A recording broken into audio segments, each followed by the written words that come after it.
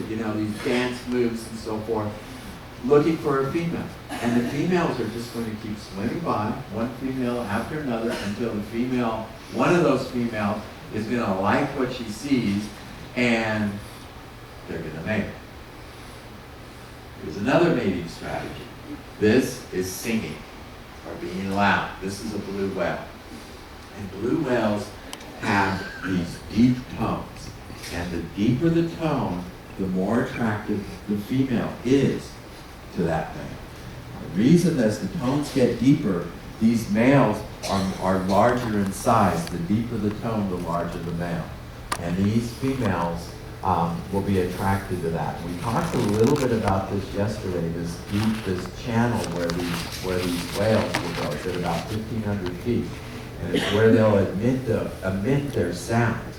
And these sounds in that channel, and we discovered this as humans. It first got discovered during World War II when we were trying to detect submarines and we were trying to detect other ships that were out during World War II. And we found this deep water channel, and we would go down into that channel and we could emit sounds that would travel all the way across the Pacific Ocean. Well, these whales have known about that channel for who knows how long.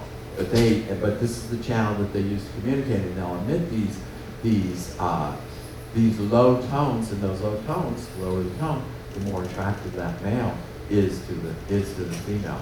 And by the way, these tones in blue whales, these baleen whales are the ones that make these tones.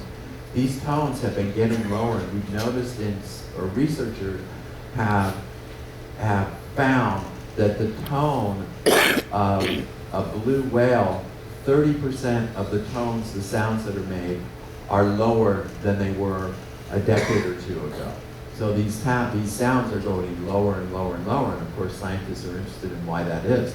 Males, sperm whales, they emit the loudest sound of any animal on the planet. And we think stunning prey or attracting mates. And the way they produce this sound, I'm going to show you right here. Put a little diagram up there. They have this area in their head that is filled with this substance called spermaceti. And this was, when the whalers were out there a couple hundred years ago, this was the substance that was the most valuable in the entire whaling industry. Because this substance would burn clean, and it had lubricating properties that were far superior than whale oil, and it was called spermaceti. Well, we would get, when we would whale them, we'd bring these whales in, and their whalers would just climb inside this cavity. Was so massive, they would just climb inside this with shovels and buckets, and they would just shovel this out. But the whales use it. This is how they're able to generate that loud sound. So they generate this loud sound in this part that's in yellow up here, and they emit it out through different channels that are in their skull. And then, of course, just like we talked about yesterday, it's their lower jaw is the portion that receives the echoes coming from that sonar. But this is another mating strategy for it. Now, humpback whales. How many people have seen humpback whales? Yeah. Have you heard them? I'm going to play a sound here in a second. Humpback whales use singing to attract their mates. And the males are the only ones that sing. They'll hang upside down in a couple hundred feet of water, and they're going to emit that sound when they're up in Hawaii. If you go out on a whale watching excursion when you're in Hawaii, some of those excursions will have what are called hydrophones, and they'll dip those in the water, and they'll play that over loudspeakers on the boat, and you'll get to hear all these whales sing. Sometimes you can even hear them just on shore at night as well. But I think this will play. There it is. Oh, it didn't do a very good job.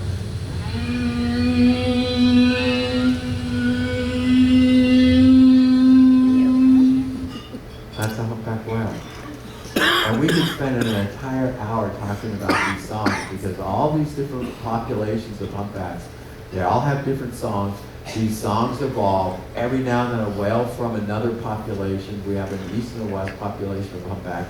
Every now and then a couple of those whales will stray into other populations, and they'll have a different song, and then they'll incorporate those sounds within their song, and it'll change slightly. But really, the songs of the humpback whale is very interesting.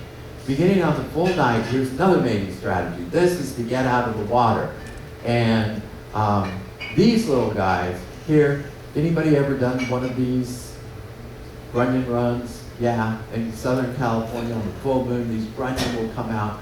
And sometimes people will go out and harvest them, eat them, and so forth. But these guys, their strategy is to get out of the water.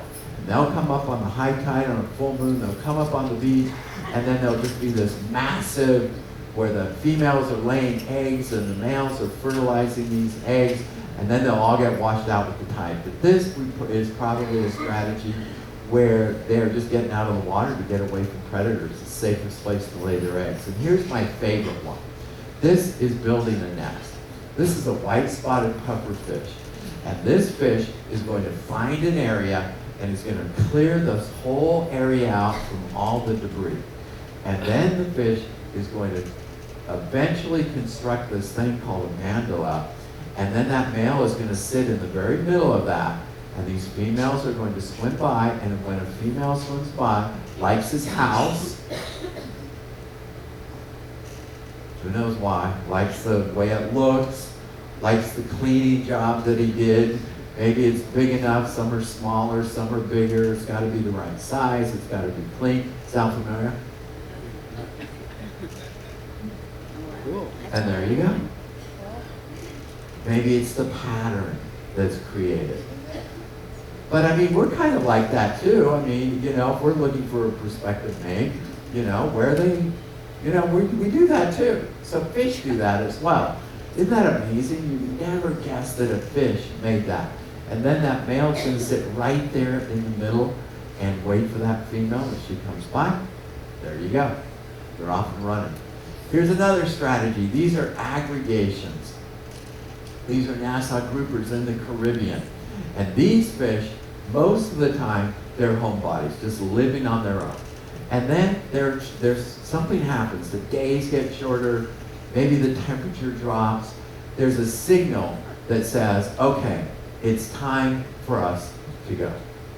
And we're going to have a great big party. And they can travel hundreds of miles to reach this spot. And they always go back to the same spot. We don't know how they do it, how they are able to retrace that journey, but they do, even doing the journey for the very first time, because they spend most of their time just within this tiny little area on the reef.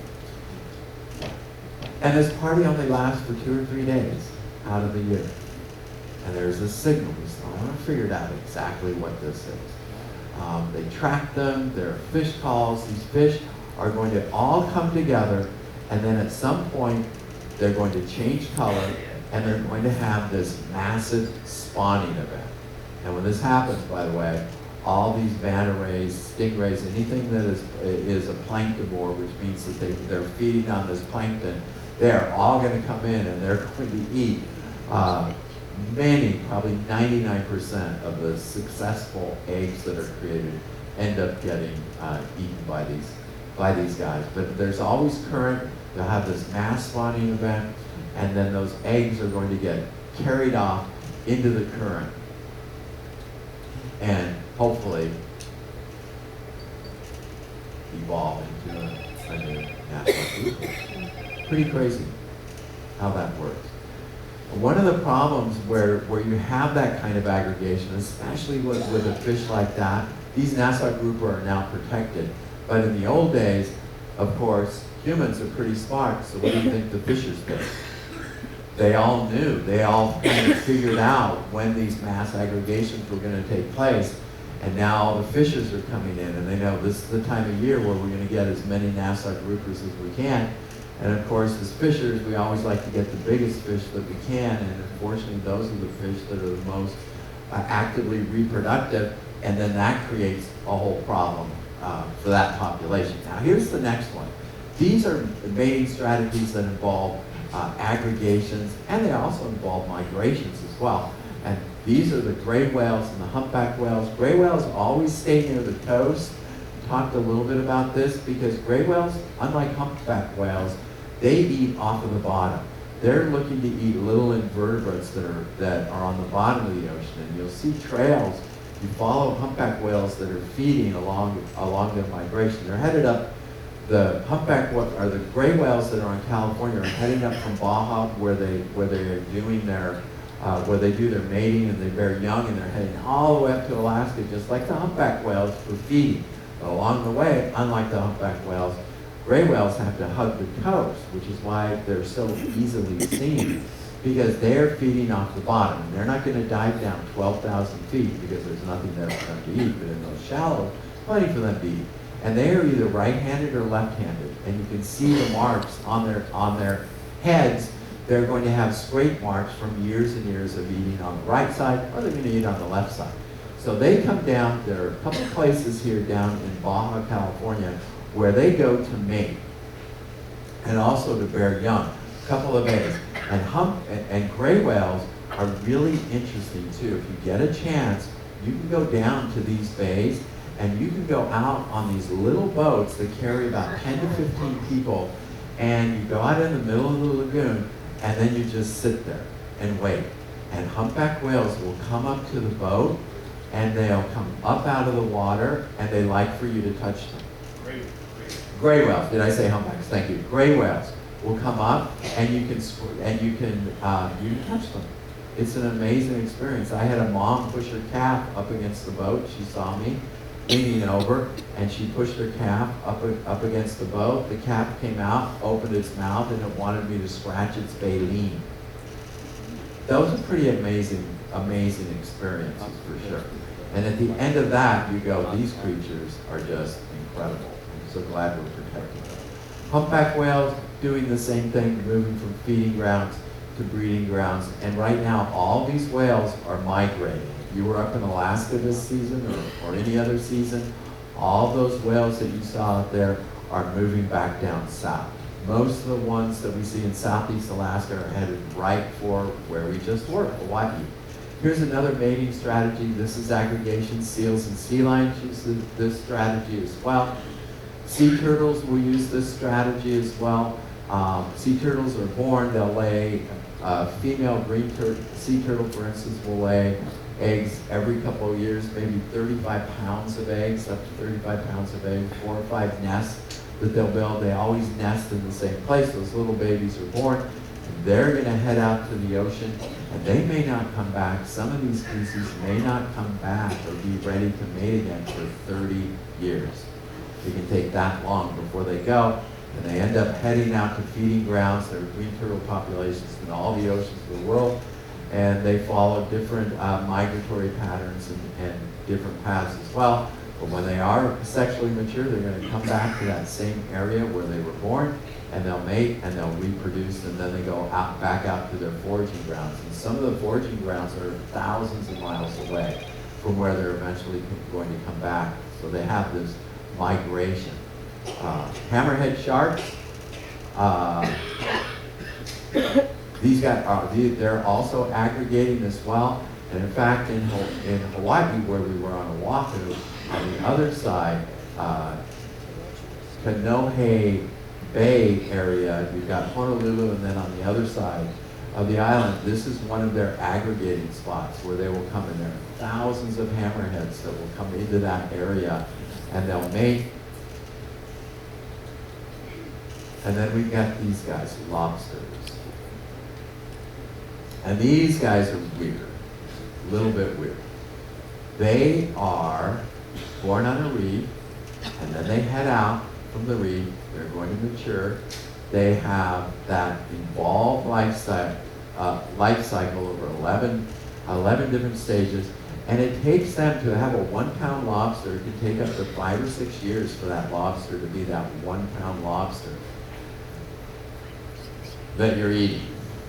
But out in the wild, here's what happens. They mate on the reef. And where I come from in Southern California, we have lobster season. That lobster season is where all these lobsters come up to the reef, and this is where they're mating, where they're reproducing. And here's how and after they're done with this, by the way, they're all going to go off the reef. It's one of the reasons why we have a lobster season. And you don't see lobsters on those reefs year round because they come up there, they're going to mate or they're going to bear. This is also where they give birth. The females will give birth, and then they all go back out to the deeper oceans. They're off of the reef. So what happens is these males will come up. It's time to mate. They're going to come up from the bottom. They're going to come up onto the reef, and they're going to look for these little burrows that are in the reef. And when they find one that they like, it's going to have just enough room for 2 lobsters. They're going to crawl into that little opening or that little kind of cave-like area, crevasse in the reef, and they're going to sit there. And other males are going to come along, and those males are going to want that spot because that's a prime spot. And they get into this little battle where they're spritzing urine at each other. And this urine has a pheromone in it. Humans don't produce pheromones, but a lot of animals do. And they're squirting this pheromone out, and they're doing battle. And that pheromone is an identifier. It has compounds in it that are specific to that particular male. And then they're going to fight over this. And the loser goes off and looks for somebody else to fight. And this male is going to defend that little area here. They're shooting urine. Winner, larger lobster leaves his signature scent. And so now that scent is out there, and females are drawn to this more aggressive male because they know this male is going to be the stronger one. It's all part of the game here. Now the female will also spritz out a little bit of urine that carries her pheromone, her scent, and that lets the male know that her eggs are in a condition where they're ready to be fertilized. So they'll shoot their urine forward. Now the female is doing it. And then what the male is going to do, he's going to deposit a sperm packet on her back. And this contains the reproductive cell that she needs to fertilize those eggs. She can choose whenever she wants to use that sperm packet. And she can have multiple sperm packets on her back. So she can pull one or the other as well. Now when she molts, all those are going to be gone, and this whole process would start over again. She molts, shedding the old sperm packets, newly molted, she'll attract more males. There are more males that are attracted. And lobster is serial monogamous, meaning they'll be monogamous for that one reproductive cycle, and then the next year this whole thing will start all over again. And I thought I would throw in this one story about red lobster. Everybody's heard of red lobster, I think, yeah. Red Lobster, if you haven't heard of them, they were a chain of stores that had these great deals. One of them, they have unlimited lobster, or one of them put them under, it was unlimited shrimp. It turns out we can eat more shrimp than they can sell. So they ended up going bankrupt because of that. But they almost went bankrupt before that when they were trying to figure out how they could commercially reproduce these lobsters. And they spent millions of dollars figuring this out. Remember, we said that the life cycle, trying to figure out the life cycle of these animals can be really, really complex. So they spent millions of dollars. They figured out the life cycle, what the triggers were between each one of those 11 stages. And they got this all figured out. They've got this big facility, and now they're growing lobsters in there. But they missed one thing. Lobsters are cannibalistic. And what that means is for every single lobster that you are growing, that means you have to have a separate pen for each one of those lobsters. And so that was the end of it. They said, okay, we can't do it anymore. And they went back to harvesting these lobsters the old way. All right, next. And this was the second story that really got me interested in this. This is a copepod. And for the most part, we have not heard that name before. What the heck is a copepod? And it turns out that copepods are at the very foundation of the food chain. And it turns out that with copepods, there would be no marine life on our planet because they feed everything. It's where the buffet begins. And it's very interesting how these guys find a mate. Because they're tiny. They're literally microscopic. There are over 11,000 species of copepods. They're found in every ocean of the world. And they literally blanket. You can think of how big this ocean is we've been traveling through. These copepods literally blanket the ocean. They're in almost every single, the upper part of the water column, they're in every single drop. So how do these guys find a mate when they are so tiny? Well, interestingly enough, these animals find a mate in something that is called either a halocline or a thermocline. And what both of these are, in this case, this is a halocline. And that line that I've drawn across there, let's see where, there it is. That red line that I draw is the difference where you've got salt water and fresh water.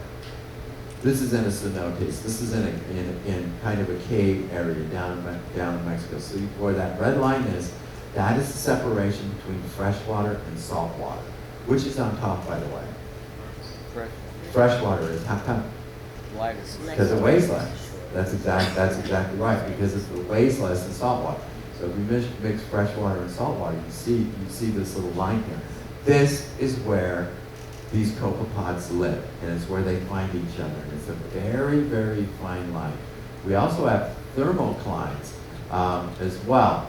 And thermoclines are where you have different temperature differences. So you'll have warm water sitting on cold water. Cold water, because it is more dense than hot water, a cup of cold water is going to have more water molecules in it than a cup of hot water. Because of that, the hot water will stay up on the top, the cold water will sink down. And we call this a thermocline. And right where that boundary is, this is where these copepods live and where they move and how they find mates. They have a sense of smell that can detect from long distances. So a male can find a female based on that. It would be like you standing on the bow of the ship and having someone at the stern of the ship and being able to catch that scent of their perfume. That's how sensitive they are. And once again, they are a type of crustacean, just like those lobsters, and the female will put that, the male will put that sperm packet on the back of that female, and she can pull that anytime she wants and fertilize those eggs when they're ready. Here's another strategy. These are Garibaldi. And Garibaldi, by the way, is a state fish in California, and Garibaldi will build a nest, kind of like us, where we'll build a home, right? And we'll build this nest. It's about 3 meters square, which is about 10 feet square, and he's going to clear out everything off of this rock. This rock has to be tilted at exactly, it's just like a house. It's like the house has to have all these things. If you're courting a woman and you bring her in, and that kitchen's got to be the right place. Everything's got to be right. So that rock's got to be at a 20-degree angle, 10 by 10, and cleared of all the algae, except Garibaldi's will usually pick 2 or 3 different kinds of algae, which are part of building that home, and then he's going to sit there. And these females are going to come swimming by, and finally there'll be a female that'll go, okay, I like that. This, by the way, that's a juvenile, and that's an adult male. And you can see these little eggs. This male has cleared off this area. He's got a couple species of algae that work. He's got just the right algae that are there. And then she's going to lay these eggs on that nest. And then he's going to chase her off because he's going to take care of that nest. And there may be a couple of other females that come, and they'll lay their eggs in there as well. Male is going to fertilize those eggs and take care of them until they hatch. Now here's another strategy, kind of a nest building thing. And these are clownfish. Everybody's seen Finding Nemo, right? You know about clownfish. All of those behaviors that you saw, except clownfish don't talk, but most of those behaviors that you saw are pretty accurate for what clownfish do. And they are going to find an anemone. And they are going to build a nest in that anemone. That's what little baby clownfish look like. And females are going to lay the eggs. The male is going to protect that area as well. And you're going to have little baby clownfish. Next strategy, these are jawfish or mouth breathers. And just so you know, if you've had tilapia are also mouth brooders as well. If you have tilapia, a female and male, that male is going to put all those eggs in its mouth, and eventually when the tilapia are born, they're born fully functional, those little tilapia are going to swim right out of the mouth. This is the same thing with the jawfish, and that male is going to keep those eggs in his mouth until they hatch, and those are going to be fully functional fish.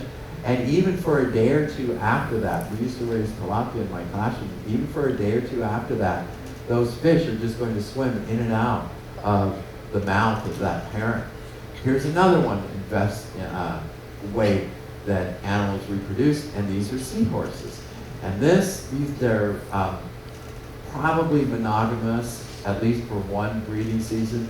And the male seahorses are going to fertilize those eggs and going to raise those eggs in the pouch, not the female, but the male is going to raise those eggs.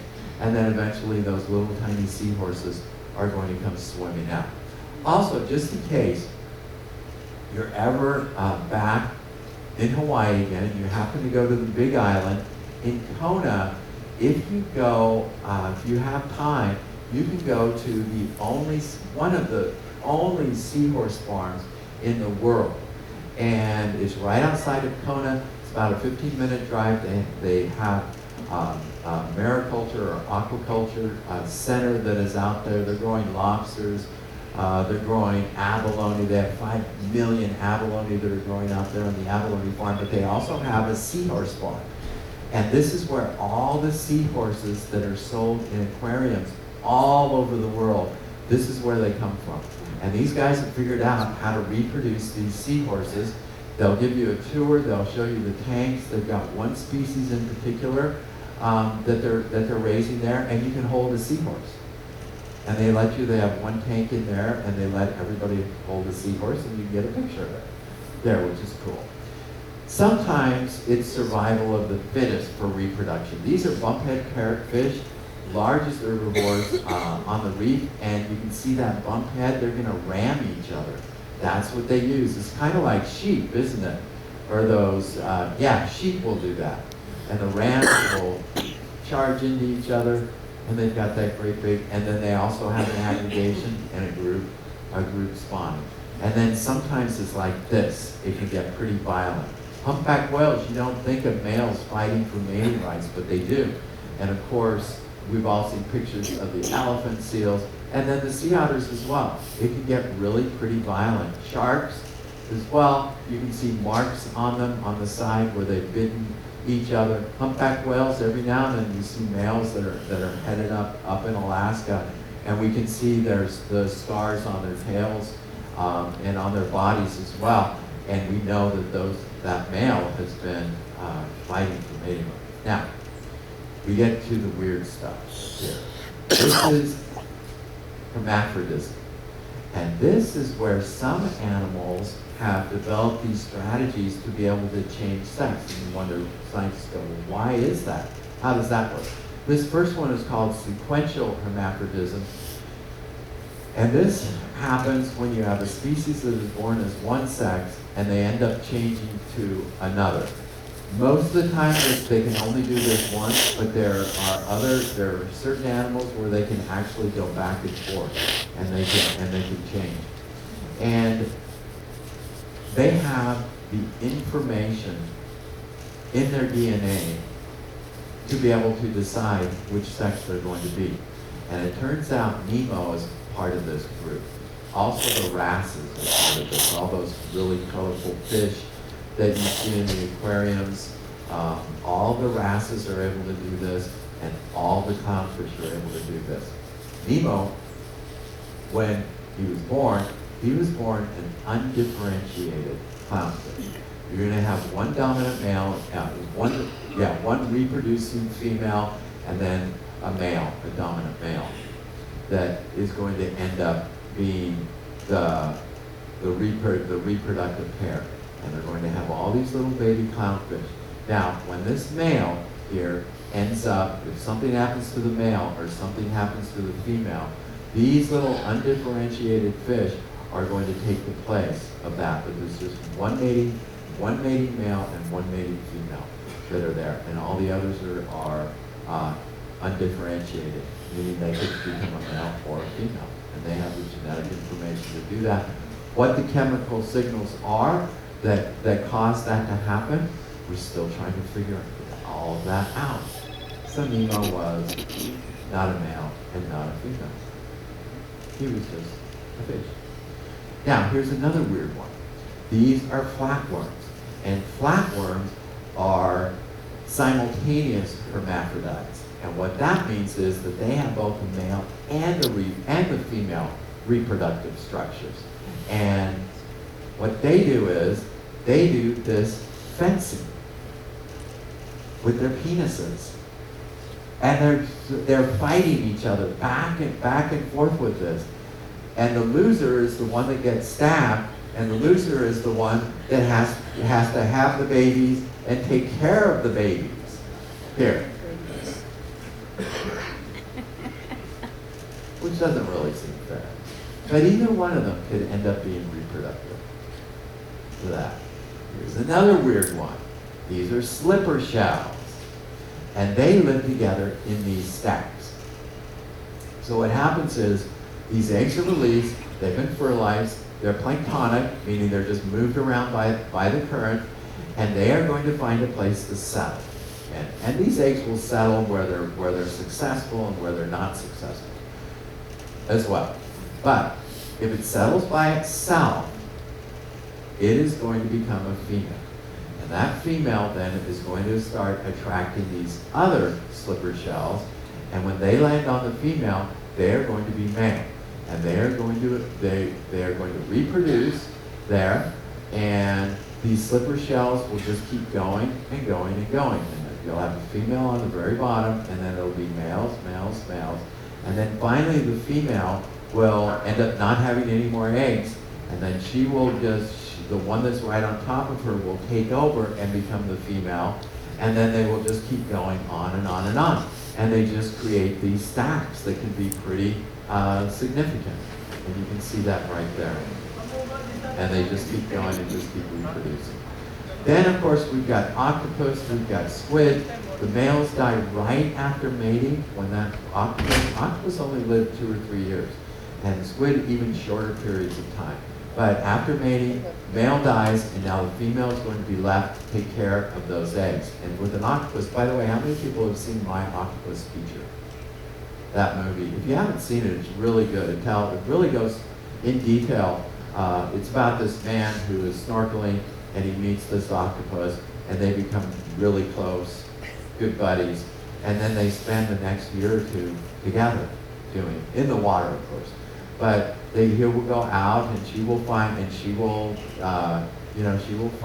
and follow him around and so forth, and he follows her all the way to the end. And surprisingly, you can almost cry at the end because you get to know this octopus. It's really a great movie. Anyway, she creates this den, and now she is in there. Male has died. She's going to sit in that den, and it can take up to 5 or 6 months. She never leaves that den. All she does is take care of those eggs to make sure that they have the best chance of survival. She starves to death, her body begins to fall apart, and then finally these little baby octopus are born. This is what squid eggs look like here as well, on the bottom. And this is a mass fertilization event with squid that takes place. The other life after death, of course, everybody knows this one, salmon. And these salmon, when they go, they're kind of like the Nassau groupers in a way. All salmon have kind of a silvery color to them when they're out in the ocean. The only time they change color and they get that big jaw and those teeth, they look like, have that monster look that you see down here with that coho there, is when they're spawning. It's at the end of their lives. Salmon, king salmon can live for 2 years, king salmon all the way up to 7 years. So they have different amounts of time that they spend out in the salt water, different amounts of time that they live. But eventually, for Pacific salmon, Atlantic salmon, a little bit of an exception, they can have maybe 2 or 3 spawns have been recorded. But for the Pacific salmon we're familiar with, it's just one time they swim upstream, they spawn, and then they die. And it can look like that. You can literally have thousands of salmon that are out. And that's our life after death. Here's our weird one here. And these are these anglerfish that live deep. Male is this little thing that looks like just an appendage coming out. Here's the male. Pitch black. They're living thousands of feet below the ocean. This male, somehow they find each other in this. The male is going to bite onto the female, hold on, because you can't lose her, hold on, and then they're going to, and then the female will emit eggs, there'll be a spawning. The female will absorb his body. Once the male finds the female and latches on, the male never lets go. And the female will literally dissolve his body, and they will become one. What a way to become one, huh? Really weird. Impacts that we have on sex in the sea. One is just trophy fishing. That's a challenge depending on how many people are doing it. And the problem is that there are so many of us going out there and doing as opposed to 100 years ago. With this, we're pulling these big fish out. These are the fish, probably the genes that we want. These are the fish that we want reproducing. So that becomes a challenge. Overfishing, of course, we've seen that happen many, many times. Whales, different fisheries that we have. Fishing during spawning aggregations, that's a big no-no, because this is when all these animals are, this is when they're reproducing, not when we want to be taking. Raking the beaches, what that is, if you live near a beach, this is where you have, during the summer especially, where you have these great big, basically street cleaners, except they're cleaning the sand. And when they're doing that, they are disrupting the ecology of the beach. There's a whole beach ecology going on there that we may or may not be aware of. And when we're doing that, that also has an effect on this whole reproductive cycle. And then another thing that we sometimes don't think about are just hormones that are in the water. And this is more in places in big cities where we live. I'm in Southern California. We have big cities in Southern California. And our sewage treatment plants are not able to pull these chemicals out of the water. These molecules are too small. They escape through the filters. We have a lot of estrogen that ends up in the water. And then we have other things as well, even PCBs, which cause reproductive failure, for example, in harbor porpoise. Estrogens can delay spawning. They can affect sterility of different animals as well.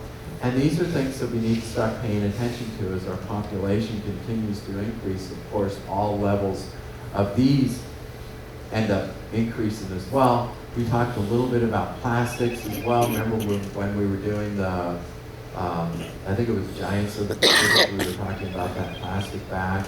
And we were talking about when they were bringing up samples of animals when we sent submersibles into those trenches, 100% of those animals that are sitting in the deepest place in the world have plastic in their guts, have plastic compounds in their guts. So these plastics, all of us do as well. All these plastics are everywhere. And the problem is that these plastics, let me see here. These plastics, I guess I don't have that slide, but these plastics are like little tiny magnets. And these PCBs, these toxic compounds, they also have a charge just because of their molecular structure. And because of that, these toxins will stick to the plastics. These plastics get inside of us, and then that can create problems for us, for sure. Well, what can we do about this? We can demand U.S. seafood, for one thing. I always try to do that. I always try to find out if I'm at a restaurant, I want to know where that fish came from. And if I can choose U.S., I'm going to choose U.S. Government controls, we can put size limits. We can create what are called MPAs. These are marine protected areas. We're starting to see more and more. In fact, we're starting to see more and more of those every single year. Those are popping up. We just created 2 new ones in California. Florida has these as well. And these are highly restricted, mostly no-take areas. Expanding our palate. This I always encourage all of us to do. And that is to not just eat salmon, or not just eat orange roughy or sea bass, but try to expand out into other fish. And I've gotten to the point where I just like sole. And sole is very abundant. It's a smaller fish. I always try to keep away from the bigger fish, like swordfish, billfish, tuna even, just simply because there's a process called biomagnification. And as pollutants, larger animals per pound will have higher concentrations of pollutants or these toxins that we've been talking about than the smaller fish. And I've gotten to the point now where I'm really trying to only eat the smaller fish. I'll still eat tuna. I'm not saying not to eat those, but just maybe not as much. And then catfish as well. I know, I love catfish. All right, well, when we know better, we try to do better, and now we're going to play a game. And I want to see if you can identify, we're going to play a game and see if we can identify some of these baby planktonic forms. So here's what I'm going to do. I'm going to show you a planktonic form of this particular animal, and then you're going to try to guess what that's going to grow up and become.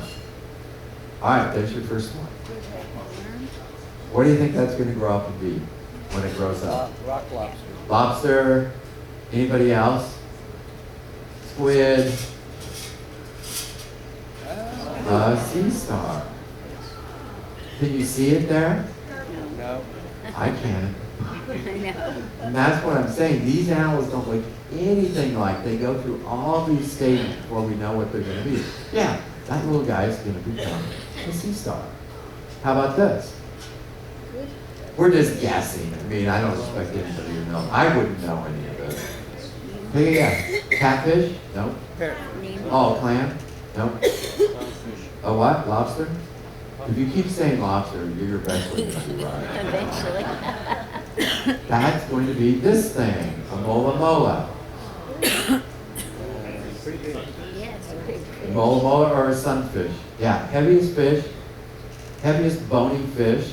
They can be up to 2,200 pounds. Wow. 2,200 pounds, that is a big animal. That's as big as a VW. Whenever I see that, I think of a VW. That's as big as a VW. 300 million eggs. They lay more eggs than any other animal, period, on the planet. 300 million. Ocean sunfish. Huge. What about this guy? Flounder? Halibut, Flounder? flounder, a little halibut there. Blackfish. Those all kind of look the same when they come. And you know that when they're born, they have an eye on either side of their head. And as they grow up, that eye is going to migrate over to the side. And they're left-handed, left-eyed flatfish, and they're right-eyed flatfish. They're more right-eyed than left-eyed. Flounder. What about this guy? Shrimp? Lobster? Lobster. Crab. Yep.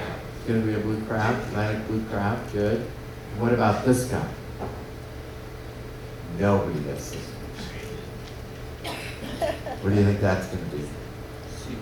Now it's too scary to guess. This is a barnacle. Oh, So that little guy's going to swim around, find a good place to sit. It's going to morph, go through all these different stages, and eventually it's going to become a barnacle. And that's its life cycle, what it looks like.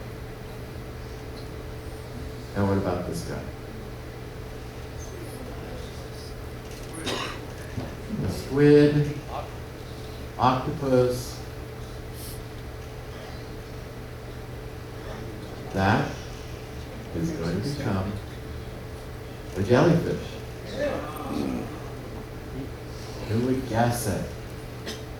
So they're a male and female. It starts up here. They're a male and female jellyfish. This egg gets fertilized, goes through its different stages, and then at this spot right around here, this planula stage, it is going to settle on the bottom. And now it's going to start growing, and it's going to look like a plant. When you think of all the jellyfish you've seen, what are they all doing? Yeah, they're all floating, they're all swimming in the ocean. That's not what they do. These jellyfish, to become that, they're going to plant themselves on the bottom, and they're going to look like that. They're going to look like a plant, like a flower. And then eventually what they're going to do is they're going to have these little budding arms, and they're going to just branch off, and they're going just like petals falling off of a flower, and they're going to go out into the ocean, and then they're going to become this thing that we recognize as being a jellyfish. And we call this a sexual stage, and when they come down to here, and this budding, we call that asexual, because every single one of those petals falling off of that are identical, genetically identical. And we call that a sexual. These are animals that have both a sexual and an asexual stage to them. Cool, huh? Yeah, really interesting how they do that. All right, those are jellyfish and coral. Remember, everything is connected here, not just in the ocean. We always talk about one ocean. All of these oceans are connected. It takes about 5 years for the water to go, ocean water to travel all the way around the planet. But that ocean water is going to be in every single ocean. And it affects our food and, of course, our people. All right, folks, that's what I got for you. Thank you for coming. I appreciate that. And just so you know, tomorrow, the next 2 shows are going to be repeats. And if you've already seen those, you can decide whether you want to come back. But I'm going to repeat the Cook Show, because I consider those 2 shows kind of